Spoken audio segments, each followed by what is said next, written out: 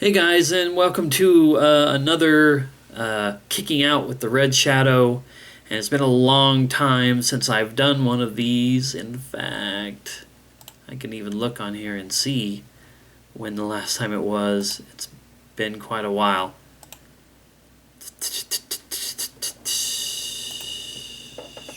It was May 7th.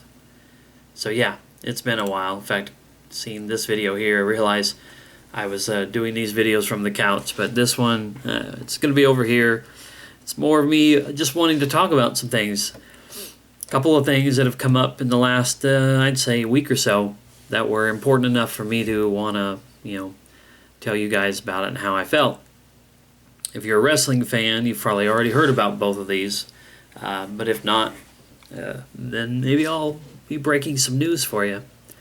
But two things happened revolving around two specific wrestlers. The first thing to talk about has to do with Sting, the WCW icon, and recently in TNA. He finally made an actual physical in-ring debut for the WWE.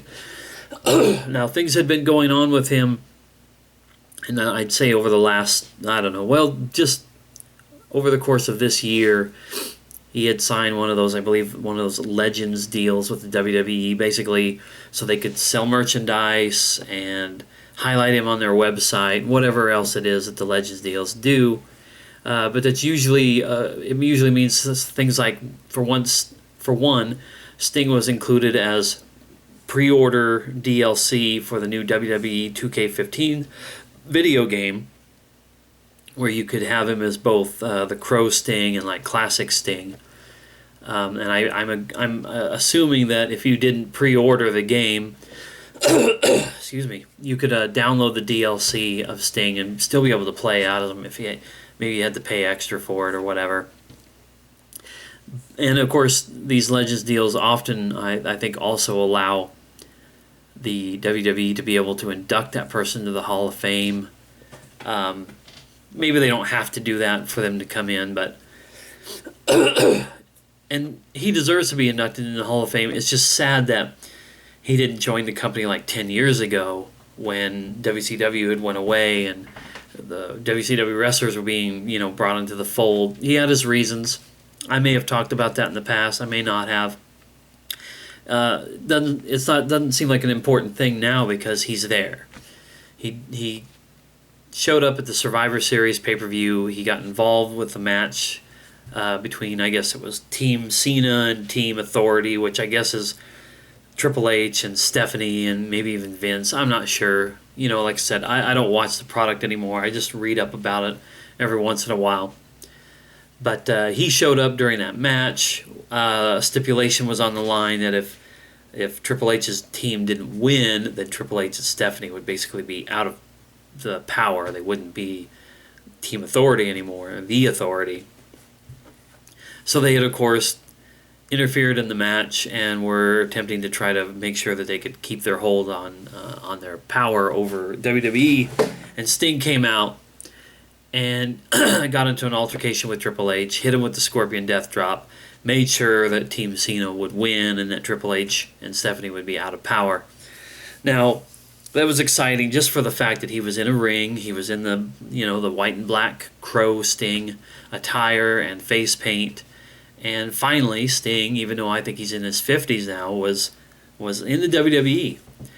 Where they'll go with that, I don't know. It's just really cool. Like I said, I wish it would have happened a decade ago, but it's happening.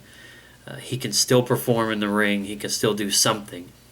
By messing with Triple H, I assume they're going to be directing Sting and Triple H to some sort of a match. Maybe at WrestleMania. I don't know. But anybody who's a wrestling fan, anybody who's a WWE fan knows that everybody has been wanting Sting versus Undertaker. And Undertaker, I don't know if he's done for good now after losing this year at the WrestleMania pay-per-view, but if they still bring him back, if he still comes back to wrestle, it would be awesome to see him finally match up against Sting. Like I said, I don't know if that's going to happen since he lost, like his streak is gone.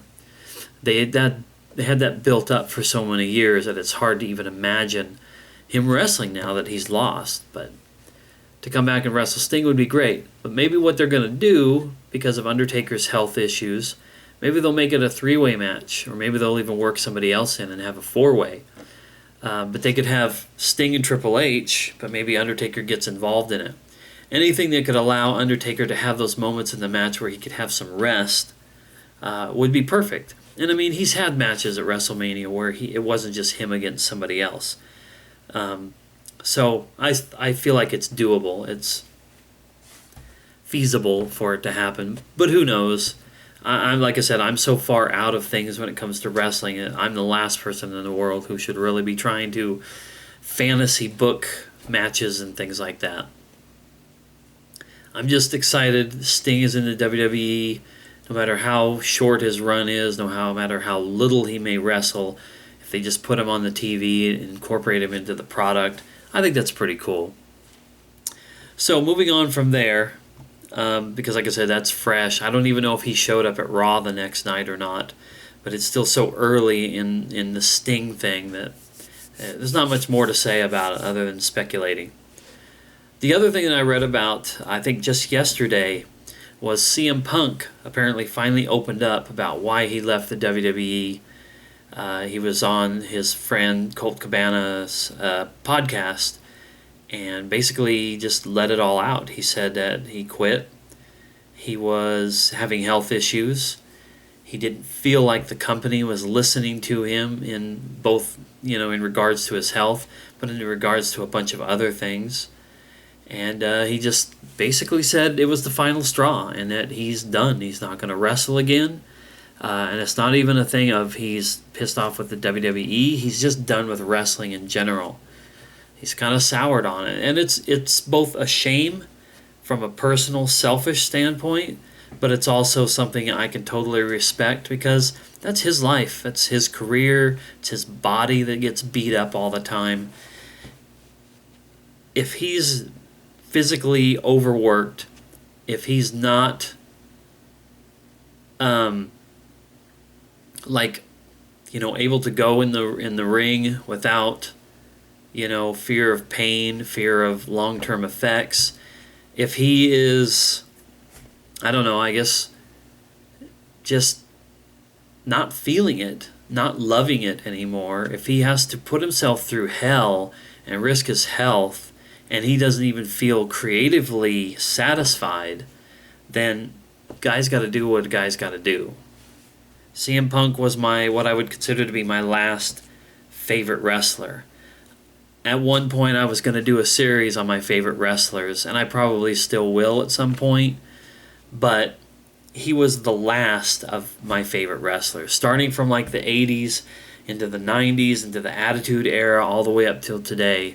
CM Punk was the last wrestler who came along, and I was like, man, this guy's really awesome. He's a great wrestler. He's great on the mic. He's got interesting gimmicks, interesting persona. He was the last one that I've latched onto. Anybody that I've kind of tried to pay attention to over the last 5 or 6 years who's new has just not done anything for me. Daniel Bryan is pretty cool, but I feel more like I wish that guy well because he's different, he's unique, and he's got a lot of hurdles in front of him. But CM Punk was the last one that I really got invested in and really enjoyed. So, it feels like an end of an era for me. And I've stopped watching wrestling for like 6 years now. But CM Punk quitting this year and pretty much stating that he's done feels like the end, truly, for me. For me, kind of like with gaming, all the wrestling stuff that I will partake in now, all the stuff I will watch will be the old stuff. The Blu-rays and DVDs that I buy, old matches and whatnot, classic stuff. I could live on that stuff forever. It's just too bad that there isn't anything in the current product that in 10 or 20 years I'll be like looking back with the fond memories that I'll have of wrestling from 2005 and from 1999 and from 1987 or something like that. It's truly done and over with for me as far as I'm concerned.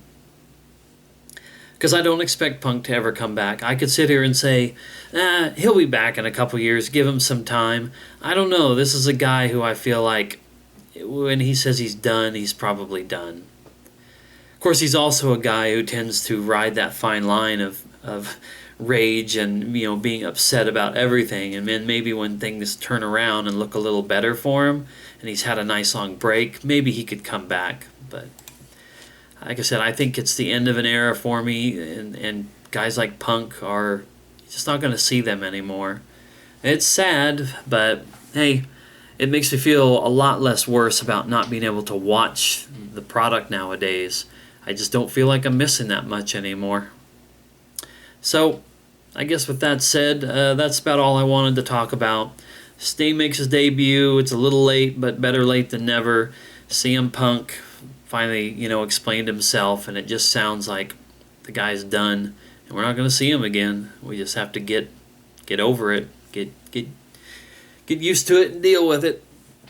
All right, well, that's all I wanted to talk about. If I, like I said, if I do any more episodes of this series about wrestling, it'll just be to talk about the 5 or 6 wrestlers that I think have had the most impact on me over the years, my favorite wrestlers through the years, but not anytime soon, just whenever I feel like doing it. All right, that's it for me. Thanks a lot for watching, and I'll see you around.